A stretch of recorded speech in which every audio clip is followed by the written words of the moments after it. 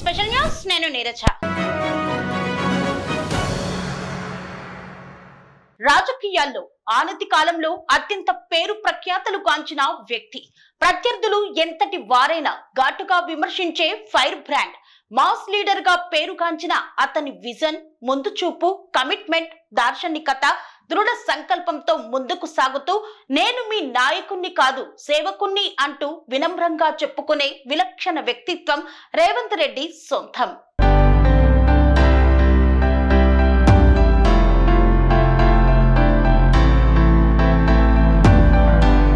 యువత చేతిలో విజయానికి దిక్సూచిలా, యువ రాజకీయాలకు ఒక అధ్యయనంలా, ప్రజా సేవకు అకుంఠిత దీక్షకు నమూనాగా వ్యక్తిత్వాన్ని తీర్చిదిద్దుకొని ఒక వ్యక్తి శక్తిగా వ్యవస్థగా మారిన తీరు అమోఘం. ప్రత్యర్థుల ఎత్తులను చిత్తు చేస్తూ తెలంగాణ రాష్ట్ర ముఖ్యమంత్రిగా బాధ్యతలు చేపట్టిన యనుమల రేవంత్ రెడ్డి గారి జన్మదినం సందర్భంగా హార్దిక జన్మదిన శుభాకాంక్షలు తెలుపుతూ తెలంగాణ రాష్ట్ర రెండవ ముఖ్యమంత్రి రేవంత్ రెడ్డి జీవన ప్రస్థానాన్ని చూద్దాం. తెలంగాణ రాజకీయాల్లో అతి కొద్ది కాలంలో మాస్ లీడర్ గా ఎదిగిన నాయకుడు యనుమల రేవంత్ రెడ్డి. కాంగ్రెస్ పార్టీ పిసిసి అధ్యక్షులుగా బాధ్యతలు నిర్వర్తిస్తూ మల్కాజ్గిరి ఎంపీగా సేవలు అందించిన రేవంత్ రెడ్డి తెలంగాణ రాజకీయాల్లో ఓ సంచలనంగా మారారు. విద్యార్థి నాయకుడిగా ప్రశ్నించే తత్వం అలవర్చుకొని జెడ్పీటీసీగా తన రాజకీయ ప్రస్థానాన్ని ప్రారంభించి పిసిసి అధ్యక్షుడిగా ఎదిగిన తీరు అమోఘం. ఎవరినైనా ఎదిరించి మాట్లాడే సత్తా, ఎంతటి వారికైనా తీటుగా సమాధానం చెప్పగలిగే వాక్ చాతుర్యం, అతని ప్రసంగం అంటే అంతా ఎదురు చూసే తీరు. ఆయన పేరు వింటే చాలు యువతలో ఉత్సాహం ఉప్పొంగుతుంది. యువతకు స్ఫూర్తిగా నిలిచిన రేవంత్ రెడ్డి ఎన్నో వ్యాయ ప్రయాసలకు ఎదిరించి ఎన్నో అవహేళనలను, అవమానాలను, తిరస్కారాలను ఎదుర్కొని విమర్శలను ఎదుర్కొంటూ అది నాయకుడిగా నిలిచిన తీరు ఆయన పట్టుదలకు నిదర్శనం. రాజకీయ పాండిత్యం కలిగిన నాయకులకు సరిసాటిగా ఆనతి కాలంలో నిలిచి తెలంగాణ రాష్ట్ర రెండవ ముఖ్యమంత్రిగా అనితర సాధ్యమైనటువంటి విజయాన్ని సాధించిన అతని మేధస్సు అమోఘం. ప్రతి ఒక్కరికి జీవిత లక్ష్యం ఉంటుంది, కలలు ఉంటాయి. అయితే సాధించాలన్న పట్టుదల, సంకల్పం మాత్రం కొద్ది మందిలోనే ఉంటుంది. 1969 నవంబర్ 8న పుట్టారు రేవంత్ రెడ్డి. ఉమ్మడి మహబూబ్ నగర్ జిల్లా కల్వకుర్తి దగ్గరలోని కొండారెడ్డిపల్లిలో అనుముల నరసింహారెడ్డి, రామచంద్రమ్మ దంపతులకు జన్మించిన రేవంత్ రెడ్డిది సాధారణ రైతు కుటుంబం. ఏవీ కాలేజీలో డిగ్రీ చదువుతున్న సమయంలో ఏబీవీపీకి పనిచేశారు రేవంత్. డిగ్రీ తర్వాత కాంగ్రెస్ నేత జైపాల్ రెడ్డి తమ్ముడి కుమార్తె గీతారెడ్డిని ప్రేమించి పెళ్లి చేసుకున్నారు. రియల్ ఎస్టేట్ వ్యాపారంతో పాటు Jubilee hills cooperative housing society director గా పనిచేసిన రేవంత్ తర్వాత రాజకీయాల వైపు అడుగులు వేశారు. 2002లో టిఆర్ఎస్ లో చేరిన రేవంత్ రెడ్డి ఆ తరువాత కల్వకుర్తి టికెట్ను ఆశించారు. అయితే టికెట్ దక్కలేదు. అయినా ఆయన వెనక్కి తగ్గలేదు. తానేంటో నిరూపించుకోవాలనుకున్నారు. ముందు జెడ్పీటీసీ సభ్యుడిగా గెలవాలని నిర్ణయించుకున్నారు. స్వతంత్ర అభ్యర్థిగా బరిలోకి దిగాలని డిసైడ్ అయిన రేవంత్ కాంగ్రెస్ మినహా ఇతర పార్టీల మద్దతును కూడగట్టారు. నాడు కాంగ్రెస్ అధికారంలో ఉంది. వైఎస్ గాలి రాష్ట్ర వ్యాప్తంగా వీస్తోంది. నాటి బలమైన కాంగ్రెస్ అభ్యర్థిని ఢీకొట్టి గెలవడం రేవంత్ లోని పట్టుదలకు నిదర్శనం.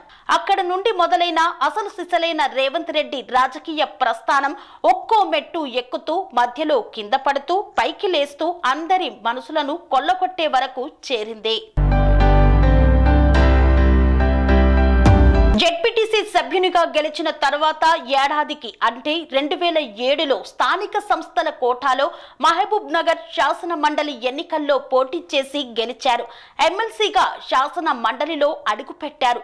2008లో నాడు ప్రతిపక్షంలో ఉన్న టీడీపీలో చేరారు. కాంగ్రెస్ వేవ్ బలంగా ఉన్న సమయంలోనూ ప్రతిపక్ష పార్టీలో సాధారణ లీడర్గా అడుగుపెట్టిన రేవంత్ తన జీవిత లక్ష్యాలు ఎంత పెద్దవో, ఎలాంటివో నాడు ప్రొఫెసర్ నాగేశ్వరరావుకు తెలిపారు.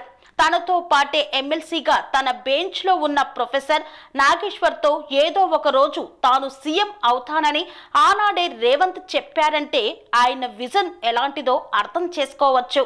టీడీపీ అంటే చంద్రబాబు, చంద్రబాబు అంటే టీడీపీ అని ప్రజలు భావించే రోజులవి.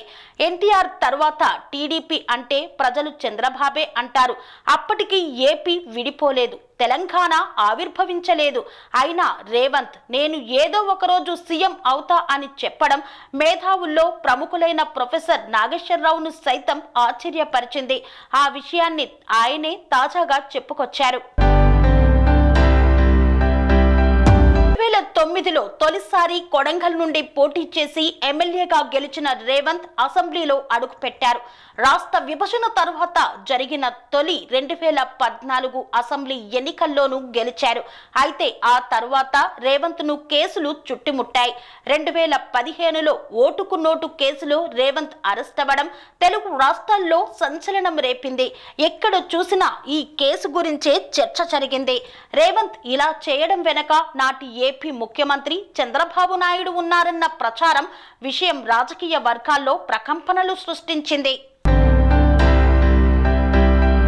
టీడీపీ వర్సెస్ టీఆర్ఎస్ యుద్ధంలో మారిన నాటి ఘటనలో రేవంత్ జైలుకు వెళ్లారు. తన ఒక్కగానొక్క కూతురి పెళ్లి సమయంలో ఇలా జరగడం ఆయన్ను ఎంతగానో బాధ పెట్టింది. జైలు నుండి బయటకు వచ్చిన తరువాత 2017లో కాంగ్రెస్ లో చేరారు రేవంత్. అప్పటి కాంగ్రెస్ పరిస్థితి ఏం బాలేదు.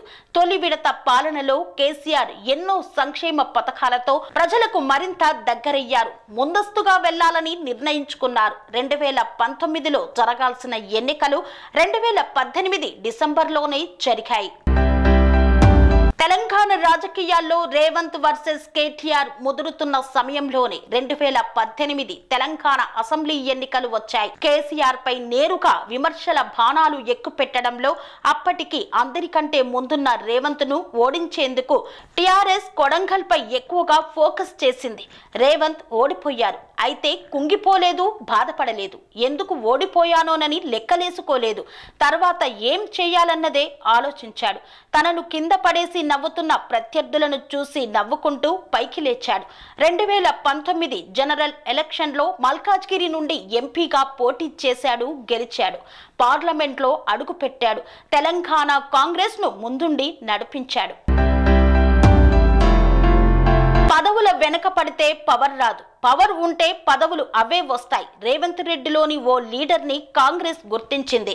రేవంత్ మాటలు, ప్రజలను ఇంప్రెస్ చేసే తీరు, ఆయన డైనమిజం, వర్కింగ్ మెకానిజం, ఆయన ధైర్యం, పోరాటం, పట్టుదల, సంకల్పం ఆయన్ను టీపీసీసీ ప్రెసిడెంట్ ను చేసేలా చేశాయి.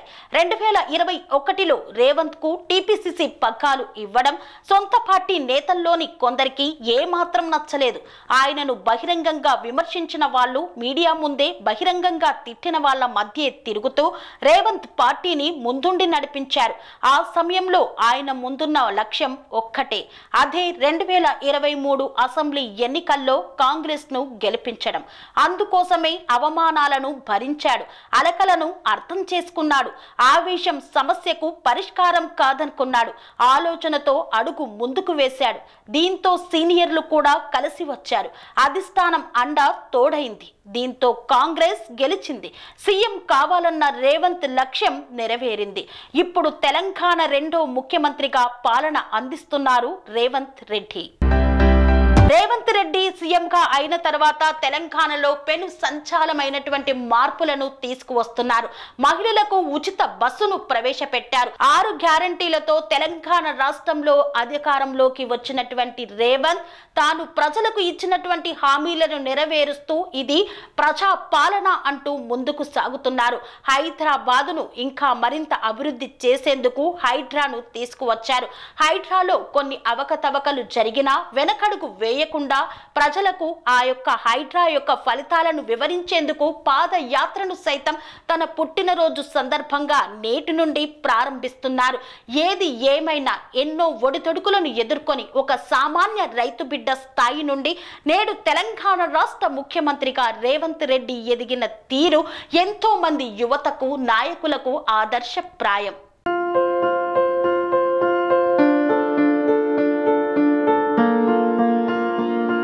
సంస్కృతి సంప్రదాయం ప్రేమ ఆప్యాయత రాజసం ఉట్టిపడే వేడుకలకు అనువైన ప్రదేశం ఎంఎల్ఎన్ కన్వెన్షన్ హాల్.